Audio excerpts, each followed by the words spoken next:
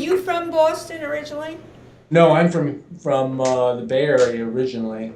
So I stayed in Boston and I got involved into tuning, and I just went to different teachers, different people that were good, and I paid them to teach me. I went to the best. Did you go to the North Bennett School? Was that around then? No, I competed with them. I started the New England Conservatory. Oh, you went to the New England Conservatory? New England Conservatory School of Piano Technology. Do they have it still now? I think they still have it. Tell you the truth, I haven't been around there for many years, so I don't know that it still is going. But last I heard, it was. And Frank Hansen, who is That's a big name. That's a big name. He and I worked closely together, and so he just died here a few years ago, a couple of years ago, I don't know, maybe 2 years ago. Was he connected with Steinert or another place? Well, he worked for Steinert's in the 60s, and but he went out on his own in the late 60s, and he went to New England Conservatory. Oh. And that's where I got to know him at New England Conservatory, and I was doing his soundboard work on his rebuilding, the heavy rebuilding work, the soundboards. Previous to that, he sent them to New York. Yeah. But I started doing them, and so he gave me that work. Where did you get the soundboard material? From what trees in those days? Spruce, white spruce, Adirondack white spruce. Now, what years was that, roughly? That was in the 70s and 80s. That company's gone now. That was in North. Wasn't that the choice until they disappeared? Was Steinway using the white spruce too? Yes, they were, but that wood got kind of scarce. Yes. Sometime in maybe the 60s.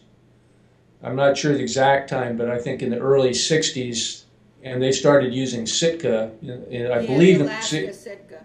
Somewhere around in the 60s. From what I understand from Israel Stein, he said that Irwin manages to get some of that better spruce somewhere. I don't know where he gets it. Well, yeah, you can get it. You can get it from a company in Canada. Oh. And it's very expensive. Oh, I see. But so does it make a huge difference, would you say?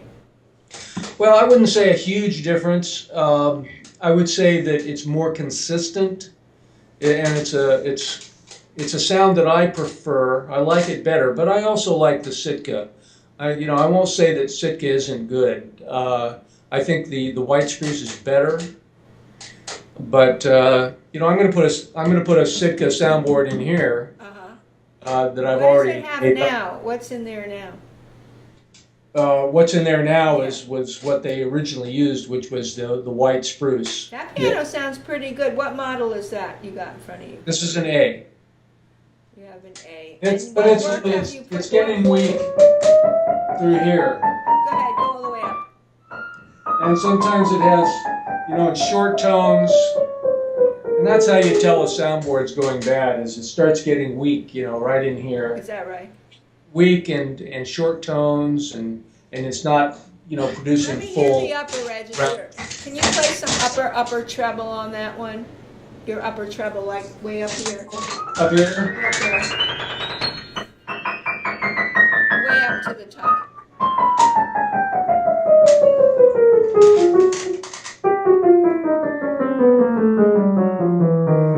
It's a pretty good sounding piano, but it can be better. What about the bass? Can I hear the bass way down the bottom?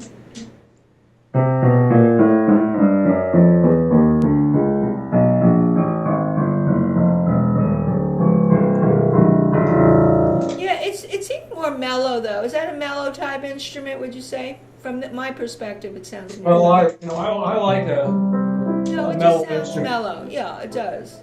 So I voice it that way. That's how I like it. Okay.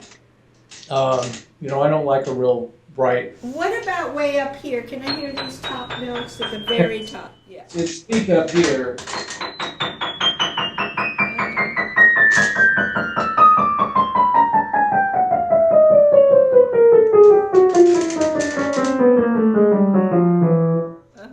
Kind of weak on top. Yeah. That's the soundboard. You have it open. What do you have? You have it pushed open where you can see the strings a little in the front, right? You don't have it I completely. just have the lid flipped back. Yeah, like my Baldwin right here. Yeah. I see. It probably have a bigger sound if his lid was all the way up. Yes, it would. Definitely would. So that's pretty good that you did all that voicing and where did you get that piano? Where do you get them? I bought this about, I bought this in about 1993 or 4, somewhere around there, in Nevada City. There was an ad for it in the paper, Oh, I see. and I went and bought it for $3,500. That's pretty good.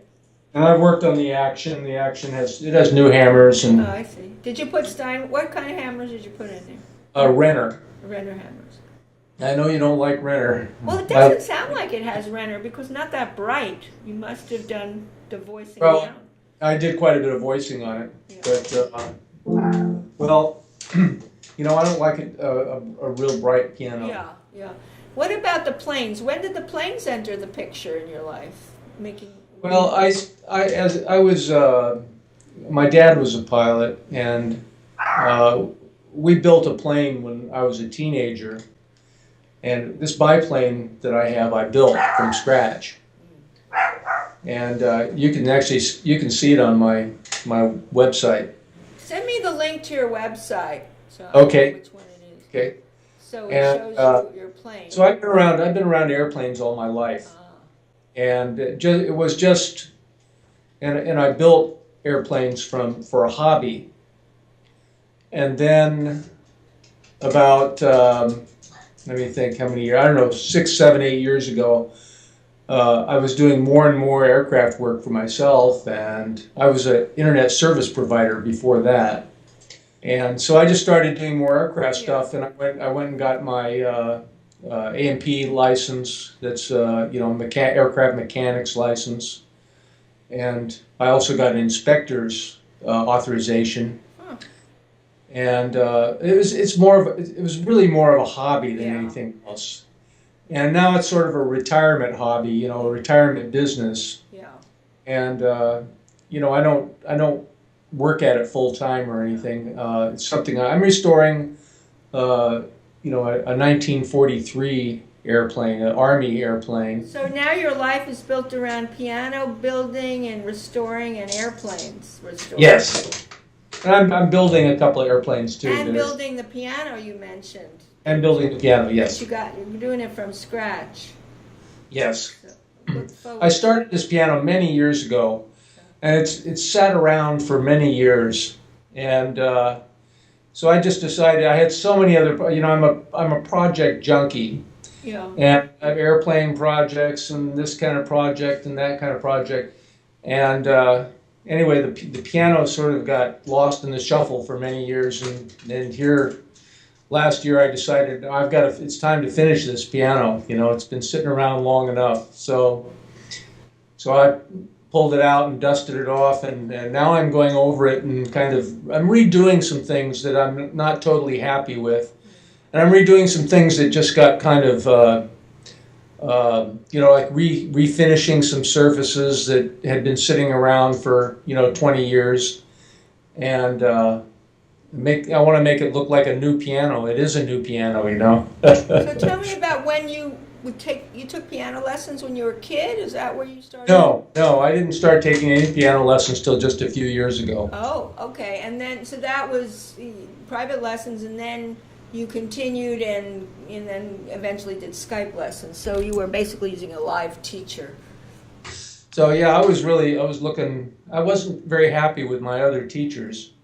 And you know, I'm thrilled to death with you. Well, thank you. But my other teachers didn't take me very seriously. That's too bad. You know, that's a common thing with teachers and adult students. They just go, oh, the adult student, they're not too serious, and we're not going to invest any, effort in them. And that's sad, because they're usually the best students you can have.